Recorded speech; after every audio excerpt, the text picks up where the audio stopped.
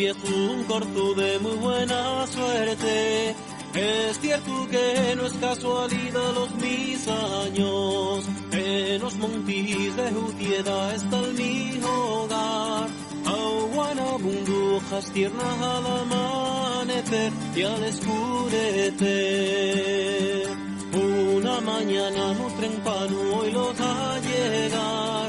Eran cazadores que supían que yo estaba aquí. El arraigado, el movecillo hacer ruido. Sus perros patían muy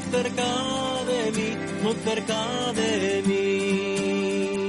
Cuando vuelven todos los años para hacer sufrir, no entendemos que matarse a su distracción. Los tendríos de la tierra con las sus pisas barruntaban algo triste y viva suceder.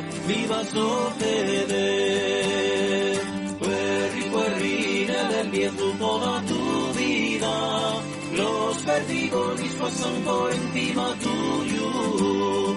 Las cajigas y las vallas suspiran por ti. Puerri, en el viento toda tu vida, toda tu vida.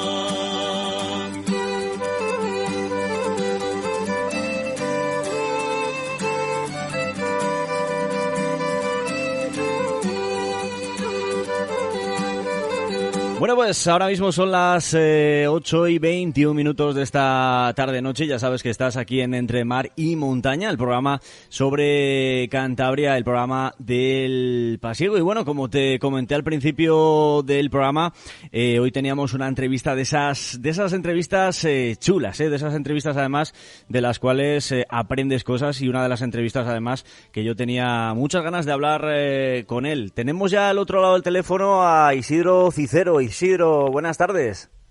Muy buenas tardes, Marino, buenas tardes. ¿Qué tal? ¿Qué tal estamos? Lo primero, todo bien, ¿no? Estamos todo bien. Sí. Me alegro. Bueno, lo primero, me vas a aguantar ahí 2 minutines porque tenemos por aquí un audio preparado sobre tu historia y bueno, para los que no te conocen, que yo creo que son pocos, porque sobre todo te conocen por ese libro llamado Los que se echaron al monte, un libro que yo creo que incluso gente que no le gusta leer habitualmente, que no es aficionado a la lectura, yo creo que es un libro que ya de por sí, yo creo que a mucha gente, como te digo, Isidro, de esa gente que nunca ha leído, les has hecho llegar a la lectura, a acabar leyéndose algún libro al menos. Sí, yo tengo anécdotas de hombres de Cantabria que me han dicho, mira, yo no he leído en este mundo, no he leído más que un libro, No, ya te digo yo además que conozco mucha gente.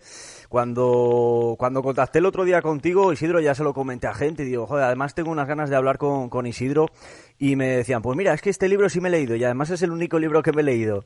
O sea que al final yo creo que has hecho un bien por la lectura aquí en Cantabria.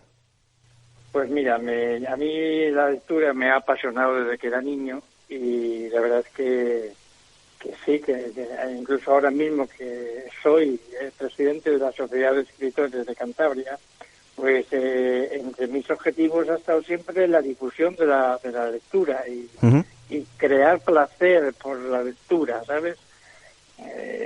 Me ha gustado siempre. Me he dedicado también unos años a dar clases de lengua, de literatura, y bueno, la verdad es que enseñar a leer ha sido siempre una pasión. No leer juntar letras, sino leer interpretando y sobre todo degustando y teniendo placer en la lectura, ¿no? Eso me gusta mucho.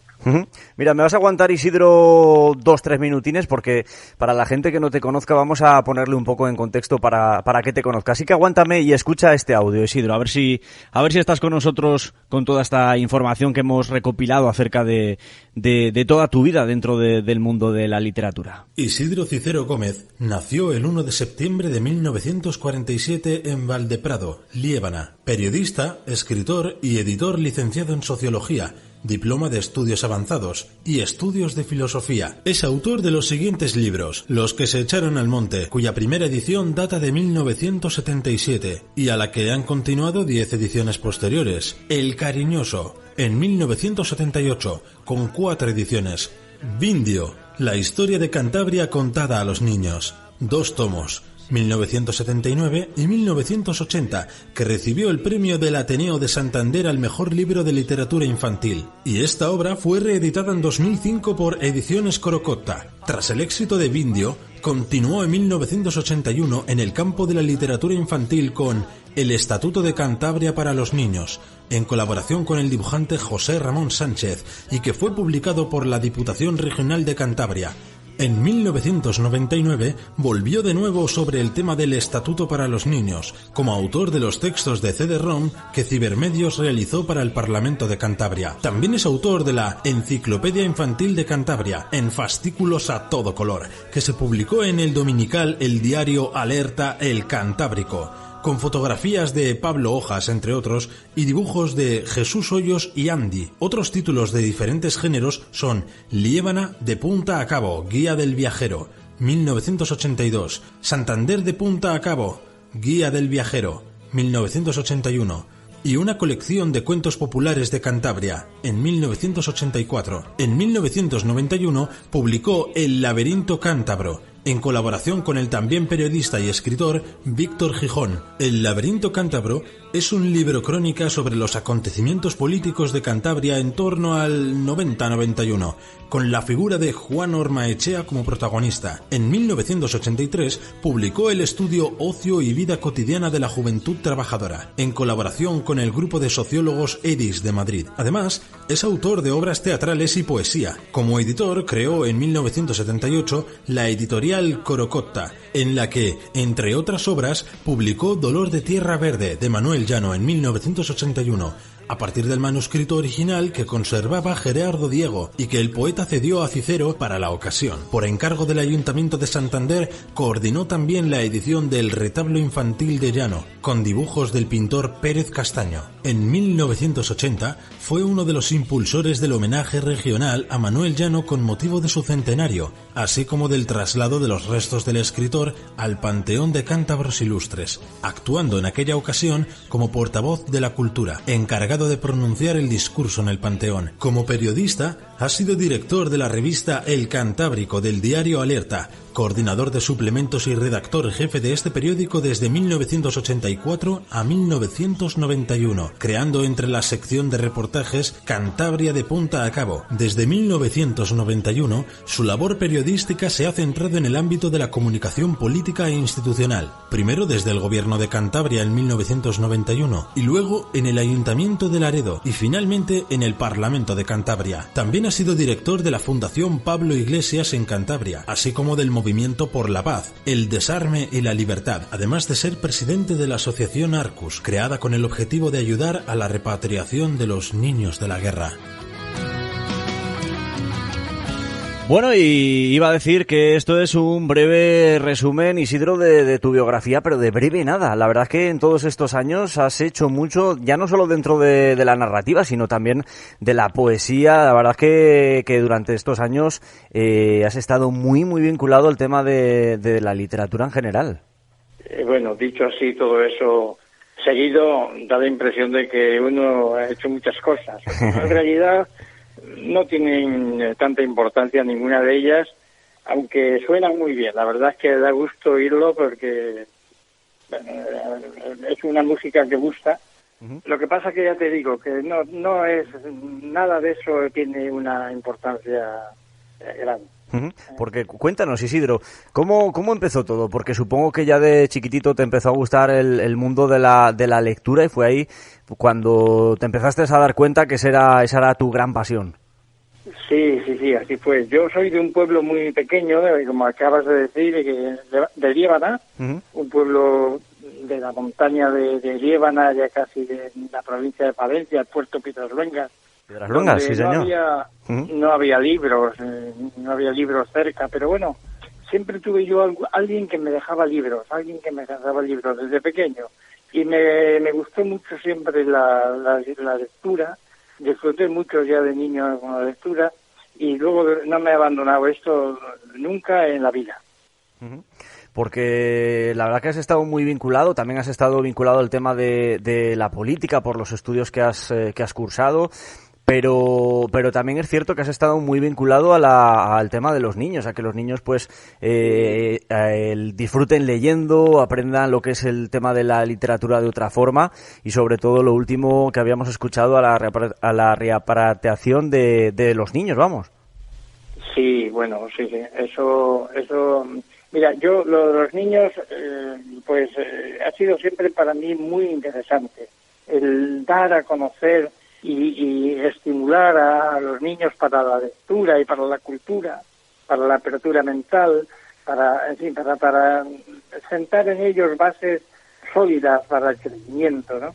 Siempre me ha gustado mucho, y yo como disfruté tanto de niño leyendo, uh-huh.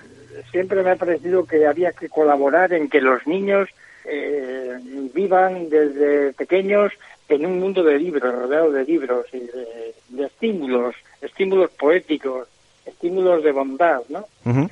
Y bueno, la vida me ha ido llevando a experiencias de todo tipo y con los niños como protagonistas bastantes veces.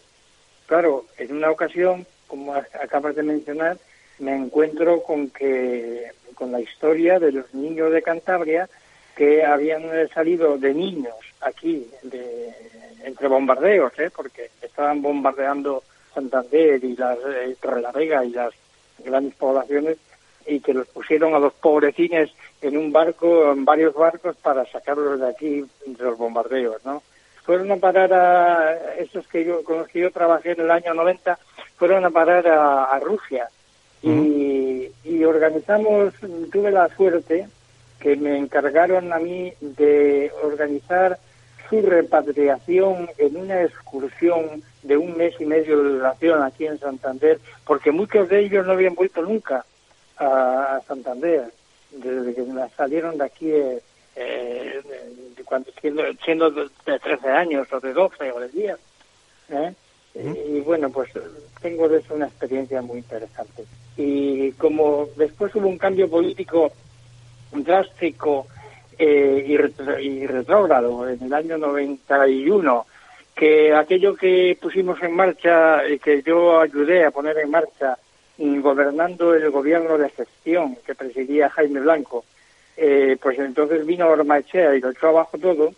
Entonces fue cuando creamos las familiares de aquellos hombres, de aquellas mujeres que habían visto Cantabria después de no sé cuántos años, ya viejos, pues creamos una asociación para apoyar su retorno. Pero claro, eso no se consiguió muy poco, porque desde las circunstancias de la vida social, sin tener poder político, es muy difícil hacer esas cosas. Uh-huh. Aún así sí trajimos a algunas personas. Recuerdo a un hombre de Soba que se encariñó mucho con Cantabria, era niño, había salido de Soba, y era un restaurador, se formó como un gran restaurador de iconos bizantinos. Fíjate. Y este chaval, este señor, pues tuvo muchísimo interés en regresar, fuera como fuera, muchísimo interés en regresar. Después de haber estado aquí en aquel mes que estuvieron aquí de vacaciones, hicimos todo lo posible porque le urgía tanto que conseguimos traerle y conseguimos pagarle una casa que nos prestaron en Soba. Pero nada más llegar murió de un cáncer. Vaya, hombre. Aquí en Santander, es decir, llegó. Eso me impresionó muchísimo porque él quería venir a morir aquí. Y no nos dijo que estaba con ese problema, no nos dijo que estaba tan terminal. Bueno, hicimos lo posible por traerle, pero no llegó ni a Soba. A los pocos horas de traerle a Santander y hospedarle en una pensión, nos enteramos de que estaba muy grave y le llevamos a Valdecilla. Uh-huh. y murió enseguida, vamos, en días, Vaya, hombre. Pues para mí fue muy impresionante esa historia. Y bueno, te la cuento porque hay muchas historias. A lo largo ya de una vida de mayor que tengo, pues he vivido muchas cosas. No, al final habrás tenido muchas historias. Y bueno, yo creo que la historia o la recopilación de historias que más por la que más conocido eres, yo creo, Isidro, es sin lugar a duda por ese libro que los que seguramente estén escuchando ahora mismo la entrevista ahora dirán, yo ese libro me lo he leído hace mucho, lo que decíamos antes, el gran libro Los que se echaron al monte, sobre esa vida que vivieron tanto Juanín como Bedoya, porque además Juanín era de Potes, no sé si llegaste a conocerle, porque Juanín, si no me equivoco, murió en 1957 y no eras tú un crío, ¿no? Al final. Era yo un crío, sí. Y bueno, tengo un recuerdo de ese momento muy borroso. Yo tenía 10 años entonces. 10 años. Sí, más o menos, 9, 10 años tenía entonces. Y después No, pero sí, cuando lo de Tama lo recuerdo perfectamente. El episodio ese que tú sabes que has leído de Tama, lo recuerdo perfectamente porque aquel día, no sé por qué, bajaría yo a Potes con mi padre y no se hablaba de otra cosa en voz baja y había una cosa que cantas de niño, ¿no? Sí. Cantas de niño, no sabes qué es lo que en realidad pasa, pero que pasa algo difícil y gordo, sí. Además, precisamente eso que dices de bajar a Potes, que algo la gente habla pero muy bajito, eso lo plasmas precisamente, si no me equivoco, al comienzo del libro. Sí, empieza el libro así. El libro empieza con una copla que es, dicen que murió Juanín, no sé si será verdad. Es una copla popular. Y termina con otra copla también, otra copla de un corrido mexicano que curiosamente es un corrido muy popular, era un corrido muy popular en México, que cuenta la historia de un ranchero que se llamaba Juan Bedoya. Mataron a Juan Bedoya. Fíjate, no tiene Mira qué casualidad. Que ver con Juanín ni Bedoya, pero Radio Santander lo tenía ese disco en su fonoteca y había unos programas de discos dedicados y muchísima gente pedía ese disco para dedicarlo a, ya sabes cómo era, dedicarlo a la novia o dedicar a la madre. Sí. Pues y bueno, pues porque aunque la letra no tenía nada que ver con la historia dramática de nuestros hombres del monte, sí tenía ese drama y esa tragedia también, y lo recordaban, Mucha gente pedía ese disco. Yo lo oí, fui a buscarlo a la fonoteca y lo incluí al final del libro, porque mucha gente lo pedía escuchar. Porque la primera edición hay que recordar, porque, por cierto, Isidro, ¿cuántos libros has vendido ya o se han vendido sobre este libro a lo largo de todos estos años? Pues no lo sé, el número exacto no lo sé, pero pasan de los 100 y pico mil, no sé, muchos. Son 12 ediciones. 12 ediciones. 13, yo creo que tiene 13 ediciones.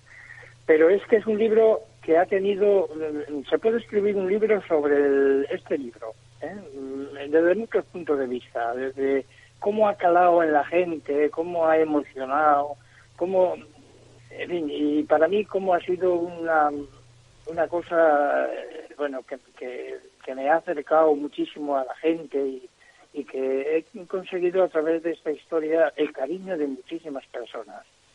Y la cercanía, la proximidad de muchísima gente de Cantabria a la que ni conozco, ni nada, ni me conocen, ni nada, pero que yo sé que hay un vínculo de afecto y de entrañable complicidad de ese libro y de mí con él, con la gente, a través de ese libro, lo sé, lo he notado.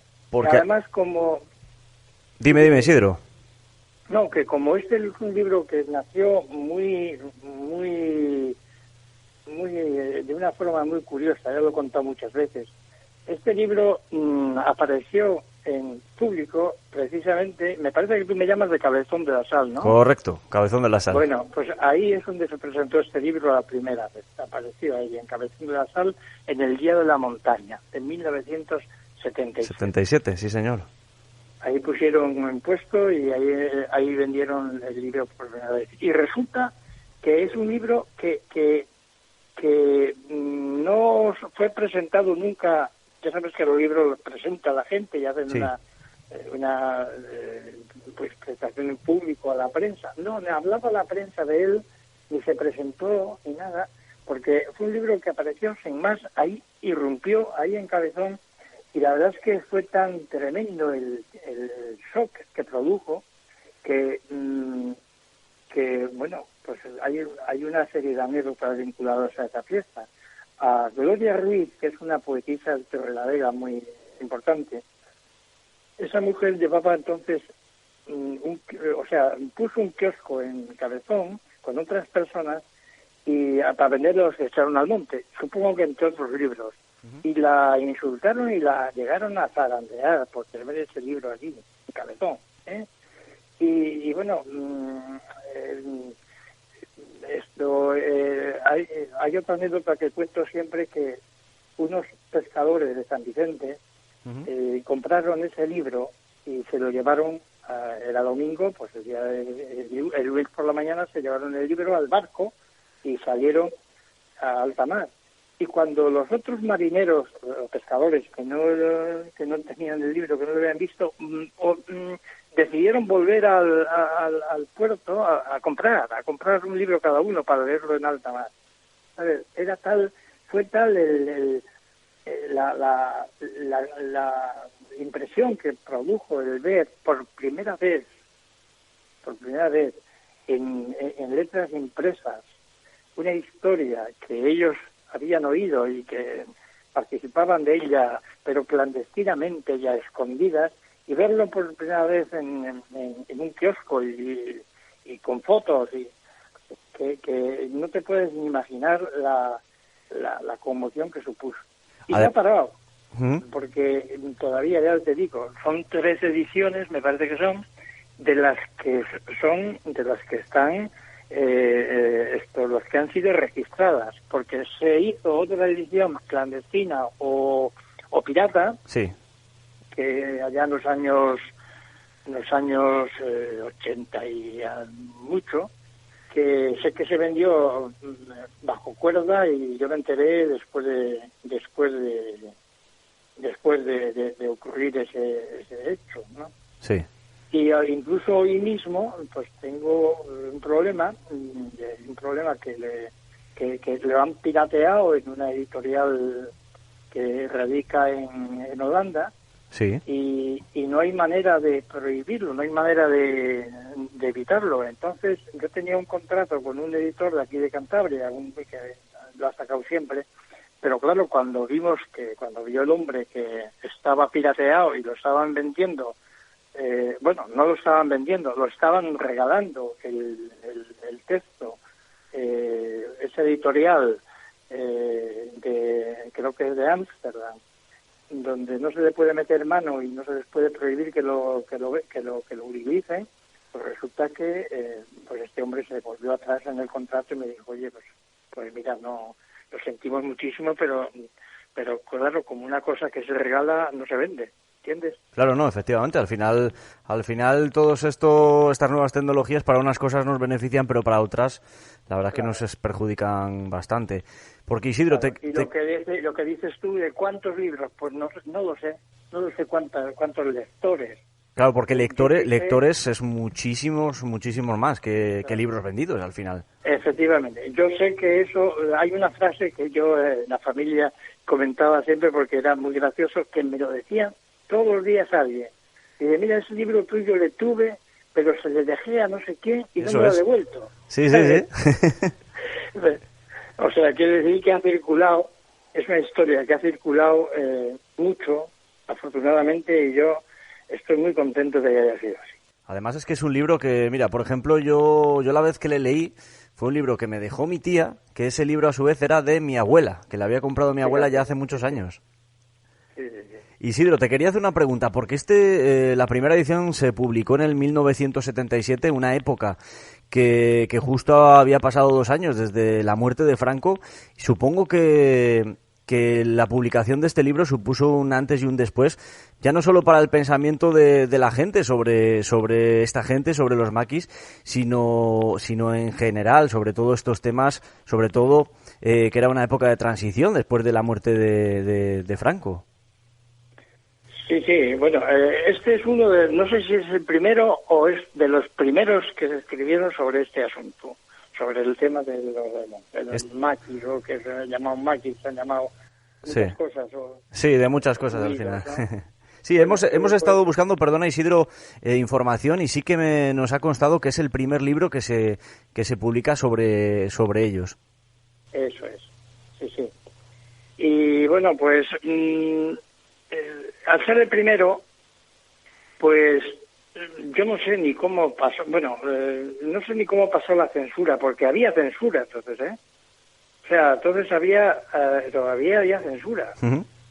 Yo me acuerdo que hubo que llevar 6 ejemplares al ministerio, creo que era el Ministerio de Educación y Ciencia, ¿cuál era?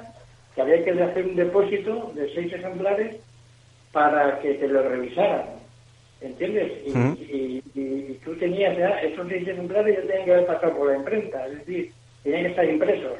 Sí. Por tanto, tú tenías que hacer una edición y te la podían secuestrar, la podían prohibir, ya después de hecha.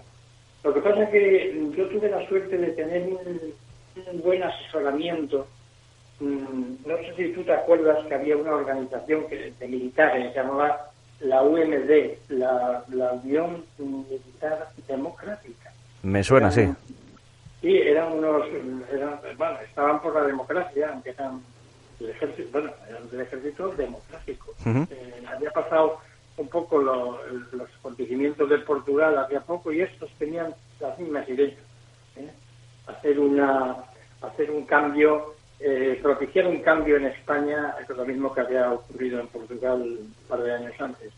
Y uno de ellos, abogado, leyó el libro y me hizo unas cuantas sugerencias de cambiar algunas frases, algunas ideas, para que no me pudieran meter en prisión. O sea, era el primer objetivo, era salvar el pellejo, ¿sabes? Y claro, se llamaba Juan Barja, y la verdad es que me hizo un servicio tremendo. Porque además, Isidro, cuando te digo un antes y un después, también me refiero a la idea que generalmente o que había o que querían que hubiera sobre estos personajes, esta gente que se echaba al monte, que los tenían como unos delincuentes, asesinos, y tú con el libro, y además a través de palabras de sus propios familiares, la gente leyó el libro y ya los vio como una gente perseguida, sino todo lo contrario a esa idea que se quería llevar a cabo, y que la gente pensara que eran de esa forma. Sí, así pues.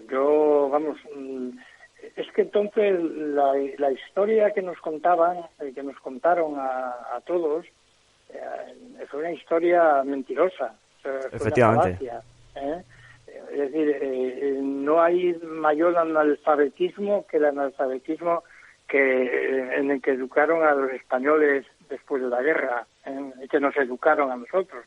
Era en la ignorancia, en la mentira y en la tergiversación absoluta. Pero no solo de estos hombres y mujeres que tuvieron que esconderse en el monte para salvar el pellejo, sino de todos los españoles que quedaron derrotados, es decir, las víctimas, ¿sabes? Uh-huh. Nos contaban unas historias que no tienen nada que ver con la verdad.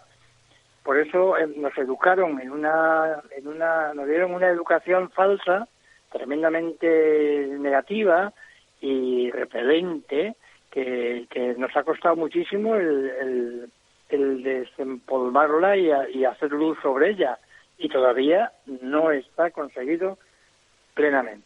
Totalmente de acuerdo, y eso que ya han pasado muchos años. Sí, mira, en Alemania ocurrió lo mismo que en España. Lo que pasa que en Alemania, no ocurrió lo mismo, pero bueno, tú me entiendes. Sí, más o menos, pues hablando de las distancias, pero sí, te entendemos. Pues ahí hubo un programa cuando ganaron los aliados la guerra. hubo un programa de desnazificación. Yo me mato con la razón siempre de explicar esto. Un programa de desnazificación. De tal manera que hicieron los americanos una constitución para Alemania. Una constitución que es la que tienen. No es que los alemanes hicieran una constitución después del nazismo. Hicieron una constitución los Estados Unidos, democrática. Prohibieron todo símbolo y todo vestigio nazi. Los uniformes, las medallas, las inscripciones, todo lo prohibieron. Metieron en la cárcel a un montón de nazis. Les pidieron responsabilidades. Hicieron los juicios de Nuremberg. Pidieron explicaciones a todo el mundo. Y hubo una reforma de la educación, no solo a nivel universitario, a todos los niveles, de desnazificación. Mientras tanto, nosotros nos franquizaban desde la escuela, desde los púlpitos, desde la universidad, desde todos los sitios. Esta es la gran diferencia. Sí, ahí precisamente uno de esos claros ejemplos es que nos hacían creer que esta gente que desgraciadamente tenían que ir al monte para huir precisamente del franquismo, nos hacían pensar que eran unos asesinos y sin embargo en el libro plasmas dos anécdotas que demuestra lo contrario. Cuando mataron a Juanín, que Bedoya precisamente estaba detrás de la Guardia Civil pudiendo haberlos disparado con la pistola, no fue así, no lo hizo. Y otra anécdota cuando escapó dirección hacia la zona la zona oriental de Cantabria para huir a Francia cuando su cuñado le traicionó, que se encontró con un ganadero. El ganadero se asustó pensando que le iba a hacer algo y no sé qué le dio a cambio y le pagó. Sí. O sea, al final contrarresta a esa idea que decían que eran unos asesinos esta gente, que como decimos desgraciadamente tuvo que ir al monte para precisamente para huir de ellos mismos. Para salvar la vida. Efectivamente. Para salvar la vida. Es que la mayor parte de ellos escaparon de trabajos forzados, que no es ninguna broma. Estaban condenados en trabajos forzados, machacados, y en campos de concentración, en prisiones. Pues ahí la gente moría como chinches. Y estos, en cuanto vieran una oportunidad, se escaparon, pero para salvar la vida. ¿Y cuando se salva la vida? Pues la vida se salva luchando por ella. Correcto. Y también tenía un par de preguntas por ahí, porque cuando se publicó el libro en el 1977, que como decimos fue 2 años posterior a la muerte de Franco, a ese antes y después de nuestro país y de nuestra sociedad, te quería preguntar si todo este libro fue posterior cuando lo escribiste o ya lo tenías escrito antes de la muerte de Franco. No, yo creo que yo trabajaba en este libro hacía tiempo, pero sí, efectivamente, antes de la muerte de Franco ya estaba yo escribiendo, indagando y recopilando cosas de estas historias. Pero más que de Juanín, verás, esto es un poco curioso, porque lo que no se había hablado nada es de los vencidos, de lo que había pasado. Es que no se había hablado nada, no se hablaba. Hombre, yo sé que había conferencias y había congresos y reuniones universitarias donde en pequeños grupos sí se hablaba de esto y lo sabían y lo conocían y lo investigaban y lo indagaban, pero al pueblo no llegaba esto, para nada. Y yo lo que me estaba obsesionado, posiblemente también, seguramente que por lo que había ocurrido con mi propia familia, pues estaba obsesionado por esta historia de los vencidos. Que entonces no se llamaban vencidos, ni se llamaban rojos, se llamaban muchísimas cosas negativas, ¿no? Sí. Y bueno, me propuse contar esta historia, pero contar la historia, claro, contar la historia de los vencidos y contarlo a nivel periodístico, a nivel popular, que penetrara en la que lo pudiera leer cualquiera, vaya. que no fuera una tesis en lenguaje obtuso que no hay quien lea, nada más que el especialista, sino que lo pueda leer, pues eso, lo que hemos dicho, las abuelas, y que se sientan reflejados y que recuerden ahí su historia leyéndola. Sí, que de alguna forma más popular que evitar tecnicismos y yo creo que lo has conseguido de una forma bestial. Entonces yo, para contar, por ejemplo, la tabacalera, las cárceles, los exilios, los asesinatos, las sacas, todo eso, los trabajos forzados, construcción de los pantanos, entre ellos los de Almanza, esos pantanos que se construyeron con mano presa. Para contar todas esas cosas y contar también lo que pasó de los que se tuvieron que escapar al monte, pues lo organicé literariamente de una manera que yo creo que es periodística. Es decir, pones un titular, el titular responde a una entradilla y la entradilla tienes que contar todo lo que pasaba, ¿no? Lo que pasa en la historia, pero el titular tiene que ser llamativo, tiene que engancharte el titular de la historia que cuenta. Y yo creo que nada más llamativo, nada más, de todos los errores que hubo, nada más llamativo y nada más atractivo para el lector que llega por primera vez a este tipo de conocimiento que la historia de los del monte.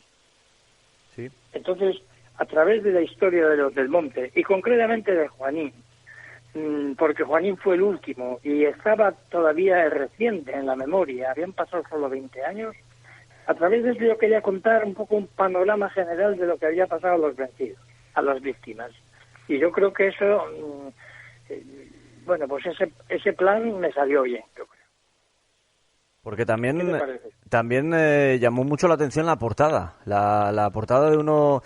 bueno, yo creo que fue el primer libro, esa lata de sardinas vacía llena de balas, supongo que sea por el tema del hambre y demás, ¿no?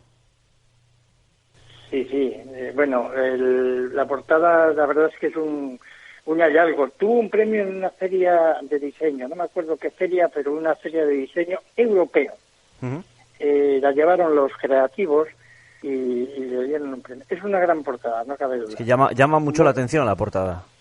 Construida con elementos construida en Madrid, precisamente con elementos muy de truco, muy técnicos. Sí. Pero muy hermosa. La portada es impresionante. Ha sido un acierto. No, pues para la gente que nos está escuchando, que serán pocos los que no hayan leído este libro, animamos a que lean el libro, los que se echaron al monte, tanto los que se echaron al monte como el otro libro que otro día, Isidro, vamos a llamarte de nuevo para hablar de ese libro, que en el que habla sobre el cariñoso, aquel también maqui que se echó al monte por la zona de Liérganes y demás.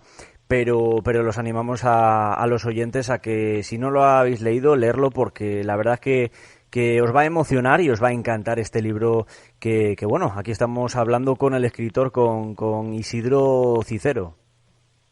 Muy bien. Isidro, nada, no te voy a robar más tiempo, pero sí que te quería hacer una pregunta más, porque bueno, leyendo un poco sobre tu biografía me ha llamado mucho la atención el hecho de que, bueno, tú te relacionaste con uno de los grandes escritores de la generación del 27, como fue Gerardo Diego.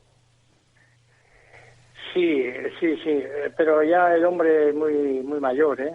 Sí, ya tenía... porque murió en el 87 y, si no me equivoco, tenía 90 años. Sí, ya era un poco... bueno, Gerardo Diego no me relacioné mucho con él. O sea, tuve la suerte de que me dio el libro del manuscrito de Dolores Guerra de Servín. Me lo dio para hacer una edición.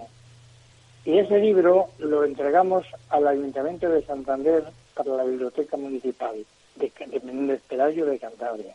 Era un manuscrito que la gente quería, ese manuscrito. Sabían todos que le tenía Gerardo Diego, pero nadie se atrevía a pedírselo, porque Gerardo Diego amaba ese manuscrito. Y a mí me lo dio. ¿Me estás escuchando, no? Sí, te escucho, Isidro.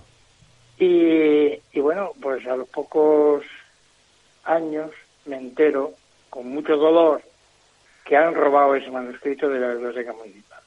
O sea, que ha desaparecido ese manuscrito. Porque además también te cedió un escrito original de Manuel Llano. Sí, ese.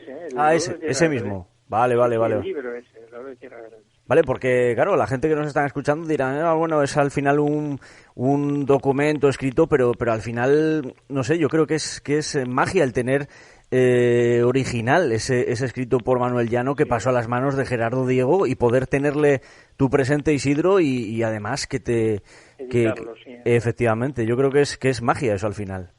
Pues sí, yo la verdad es que en muchas circunstancias he pasado yo que ahora cuando las recuerdas dices, pero hombre, ¿cómo habré podido estar yo ahí? Como por ejemplo en eso de los niños de la guerra, ¿cómo habré podido? Me habrá tocado a mí ir a Moscú a buscar a 40 personas que no habían venido nunca a Cantabria, a traerles a su tierra. ¿Cómo me habrá tocado a mí esa suerte, no? Uh-huh. Pues así es la vida. Pues la verdad es que Isidro, que bueno, todo lo que nos has contado dice la gran persona que eres, el corazón que tienes y sobre todo el grandísimo escritor que eres.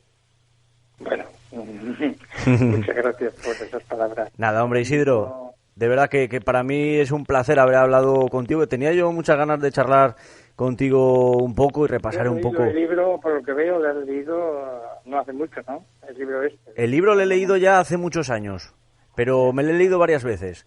Y te estoy hablando que la primera vez que me lo leí, igual tenía 12, 13 años y tengo ahora 30. Tienes 30 años, muy bien. Sí, así es. La gente lo ha leído muchas veces. Además es que es un libro lo que tú dices, que te gusta después de los años, yo que sé, hablas con uno del tema, no sé qué, y te da ya la cosa está por dentro y buscas el libro y le vuelves a leer. Sí. Mira, Bernard Shaw, que es un escritor inglés, decía que hay una frase que yo la tengo escrita por aquí y la veo con frecuencia, porque sí.